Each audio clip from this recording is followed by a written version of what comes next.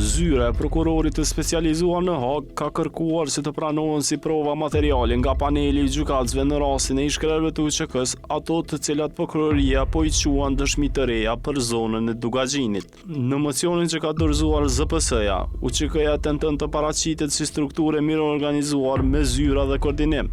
ZPS as në këtë rast nuk i shmangët termit ndërmarrje për bashkët kriminale kur flet për UÇK-n. Në mocion përmenden emrat e komandantëve që kanë operuar në këtë zonë, sikurse La Ibrahimaj, Nazmi Ibrahimaj, Fatan Mehmetaj e Idris Balaj. Në kuadër të këtij materiali pretendohet se strukturat e zonës së Dugaxhinit themeluan një spital në Irznes me qëllim të maltretimit.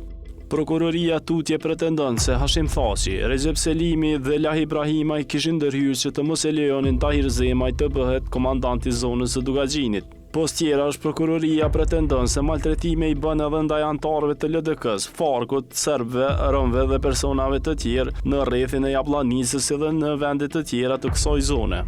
Prokuroria e përshkruan La Ibrahimajn si ndërmjetës i shtabit të përgjithshëm në zonën e Dugaxhinit me rolin si komandant në Jallanicë, ndërkëse Ramush Haradinaj përshkruhet si komandant i Kloxhanit. Prokuroria thot se shumica e provave të supozuara janë sekuestruar nga autoritetet serbe dhe anëtarët e UÇK gjatë dhe pas periudhës së aktakuzës. Po ashtu disa janë sekuestruar nga ZPS-ja në shtëpinë e Jakub Krasniqit dhe Recep Selimit.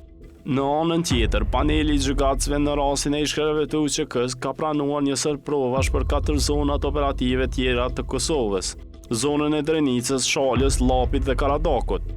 Në provat e pranuara për zonën e Drenicës janë dokumente për njësinë e veçantë të grave në kuadër të UÇK-s në Drenicë. Post tjera, aty përfshiheshin edhe shpenzimet e UÇK-s që përmbanin nënshkrimet e komandantëve të zonës operative të Drenicës.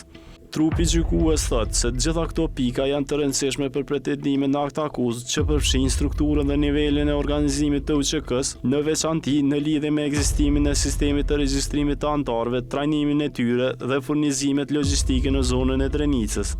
Po ashtu, strukturën dhe organizimin e zonës së Drenicës, komandën dhe kontrollin e shtabit të përgjithshëm të UÇK-s, koordinimin dhe bashkëpunimin ndërmjet zonave operative. Gjykata speciale thot se këto dokumente po ashtu kanë rëndësi edhe që të dëshmojnë rolin dhe autoritetin e ndër të tjera të Jahir Demakut, Sulejman Selimit dhe Samil Ushtakut. Për tek zona e Shalës thuhet se ndër të tjera, paneli ka pranuar trajnimet e njësisë speciales e listat të njerëzve që kishin udhëtuar për në Glogxhan për të marrë armë. Prokuroria në provat e reja për zonën e Shalës pretendon se ka dëshmi për listat të personave të dyshim dhe kundërshtarëve që kënse u arrestuan dhe u ndaluan e u kestrajtuan në lokacione të ndryshme të kësaj zone operative. Paneli i gjykatësve në rastin e ish-krerëve të UÇK-s ka pranuar nga zona operative e Karadakut një raport nga Ministria e Mbrojtjes së Qeverisë së Përkohshme, formular për lëshimin e armëve dhe një raport që tregon ngjarjet e ndodhura atje. ZPS pretendon në provat e pranuara se Ahmet Isufi nxori urdhra ndër të tjera që ndalonte marrëveshjet me palën serbe, forcat e Kosovës të udhëhequra nga NATO ose ndonjë palë tjetër.